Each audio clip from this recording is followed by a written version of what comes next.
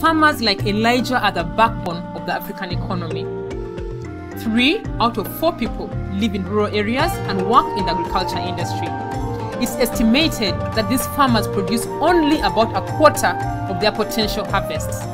That's not enough to feed their families, and it will never be enough to meet the global food needs in the next 20 years.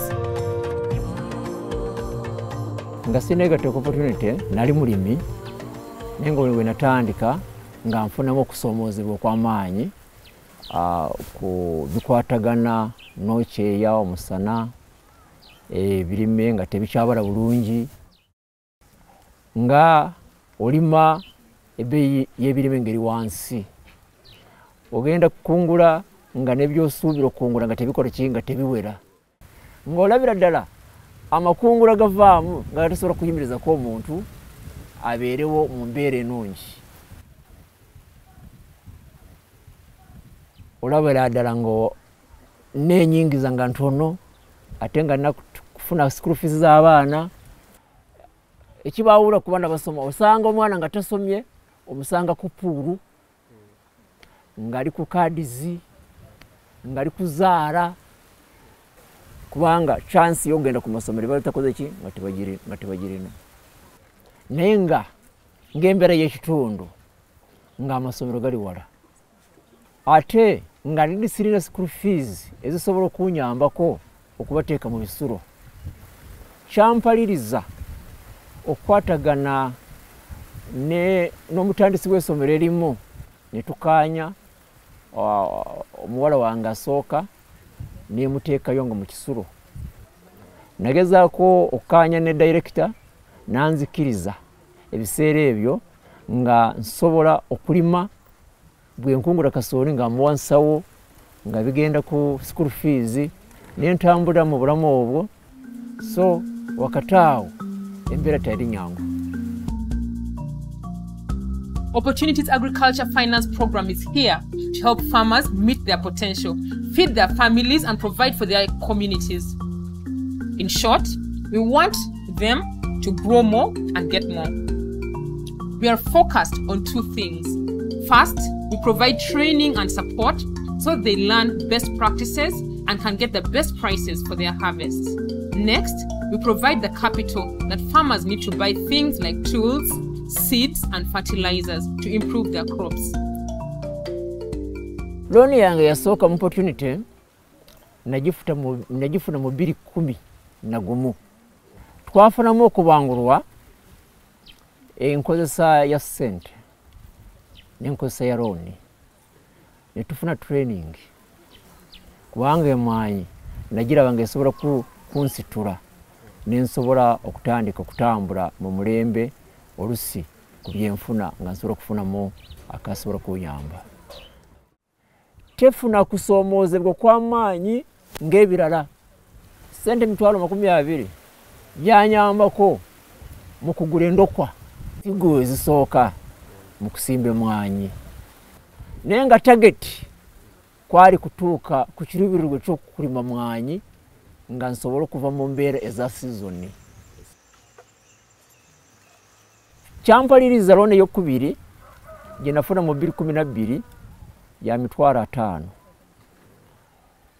yanyambako okugaziya ennimiro nensobola okuva ku half acre nentambula okutuuka ku mwanyi eziwera eka 4.5.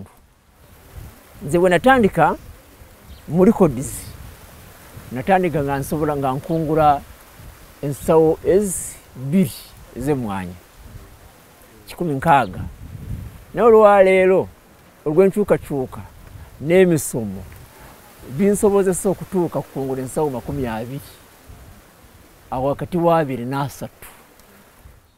so obwo bulamu bwe natambuliramu nga ngezako okwejja mu mbeera ez'okulima bijanjaalo bumonde kasooli ngende ku kiruubirirwa kyange kye nali nsuubira ekyokulima emwanyi. Kati mpulira bulungi kubanga ebinyamba okavalinga wali weebiri sobola kubeera nga ndi mukakamu ng'amanye nti kengenda okujjayo season bwetandika nja kavalinga.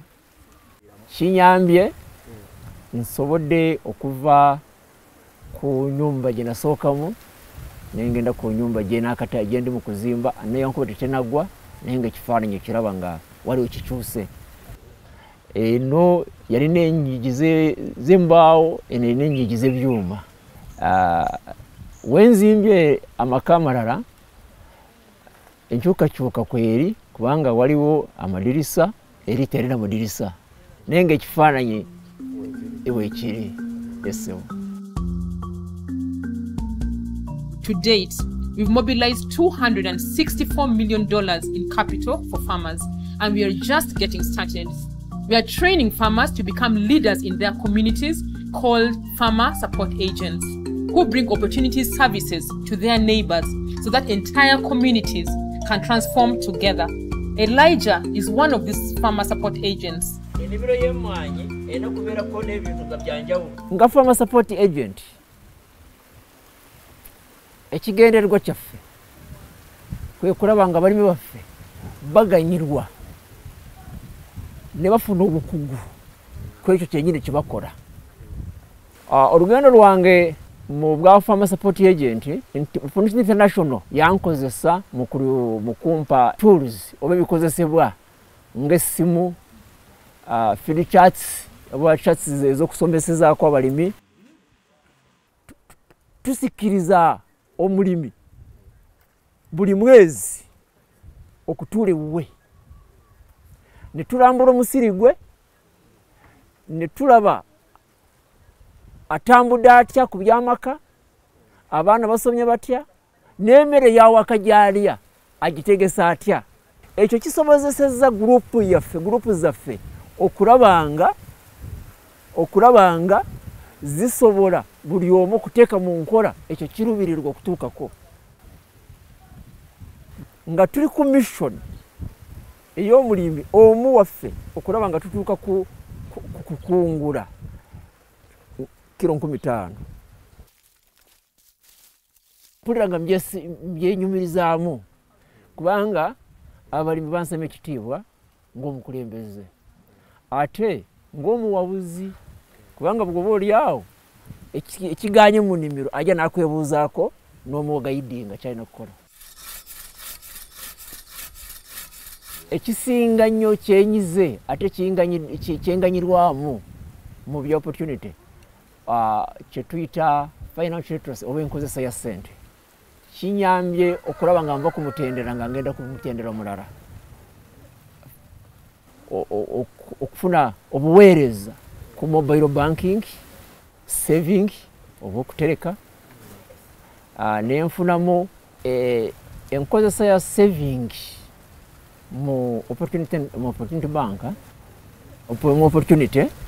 Kinyambyeko okufuna engeri gye nsobola okulabirira abaana.